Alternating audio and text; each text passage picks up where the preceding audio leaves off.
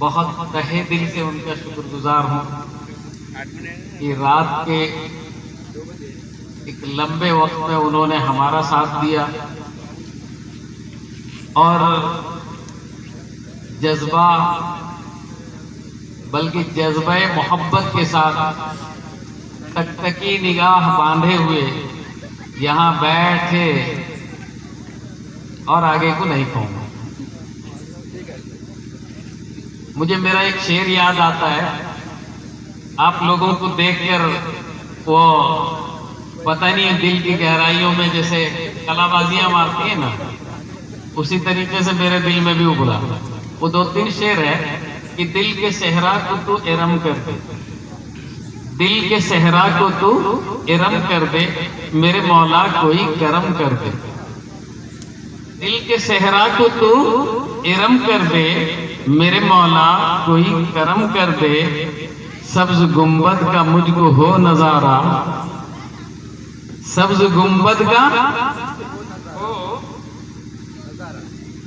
نہیں، دل کے صحرا کو تو ارم کر دے، میرے مولا کوئی کرم کر دے، اور عشق طیبہ میں آنکھ بھر آئے، عشق طیبہ میں آنکھ بھر آئے، قلب مضطر کو اور نم کر دے، سبز گنبد کا جب ہو نظارہ، سبز گنبد کا جب نظارہ ہو، میری نظروں کو اس پہ خم کر دے۔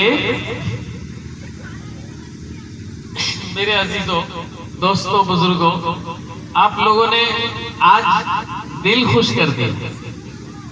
میں پچھلے سال بھی آپ میں موجود تھا، لیکن اس وقت تھوڑی دل میں کدورت تھی، تکلیف تھی آپ لوگوں کی طرف سے، کیونکہ آپ میں سے بعض حضرات ایسے تھے جنہوں نے بہت ہی خیال کیا۔ اس کے لیے میں اپنی طرف سے بھی اور اس کمیٹی کی طرف سے بھی بہت شکر گزار ہوں کہ آپ میں سے اکثروں نے، ایسا چندے معذورے 2-3 تو ہو ہی جاتے ہیں، لیکن اکثروں نے جو ہے جو کلام پیش کیا ہے وہ بہت عمدہ تھا۔ لیکن پریشانی ہمارے لیے تھی، پریشانی اس لیے ہمارے لیے تھی کہ آپ کلام کس کا پیش کر رہے ہیں؟ رسول کریم صلی اللہ تعالی علیہ وسلم کا۔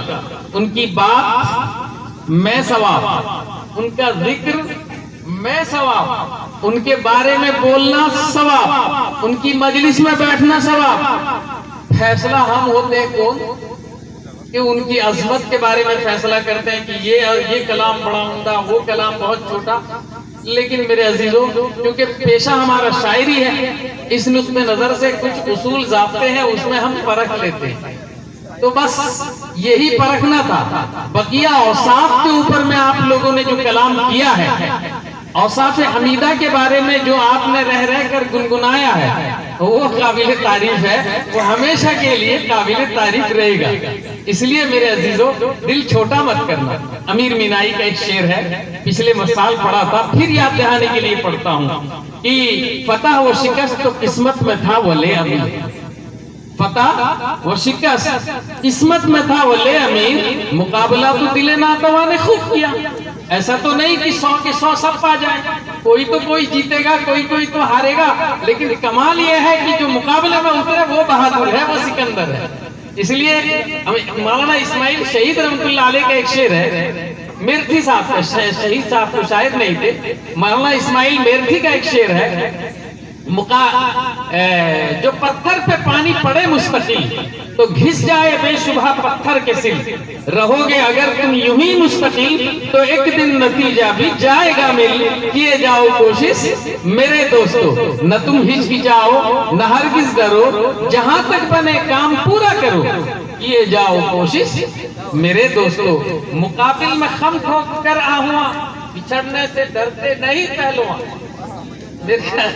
میرے عزیزوں، آپ لوگوں نے بہت کوشش کی، کوشش بھی قابل تعریف ہے، اور جو لوگ اس میدان میں اتر کر کوئی اعزازی نمبر نہ پا سکے وہ دل شکستہ نہ ہو، کیونکہ ابھی بھی جو ہے وہ کہتے ہیں نا، دل شکستہ مدار کہ آب حیوان دور تاریک کہ ابھی جو ہے زندگی کا پانی بہت گہرائی میں ہے، آپ کے پاس عمریں ہیں، آپ کے پاس اسباب ہیں، آپ کے پاس اوقات ہیں، آپ کو کرنے کے لیے آپ کے پاس جذبے ہیں. اس لیے میں تو بہت آج خوش ہوں کہ ایک بوڑھے صاحب آ گئے تھے. وہ جوانی کی دہلیز میں قدم رکھ کر وہ پڑھ رہے تھے, غالباً درپن سے آئے ہوئے تھے. ان کا شکر گزار ہوں, اور ان کو دیکھ کر ایسا لگا کہ ہم بھی بوڑھے جو ہیں جوان ہو گئے. بہت اچھا لگا.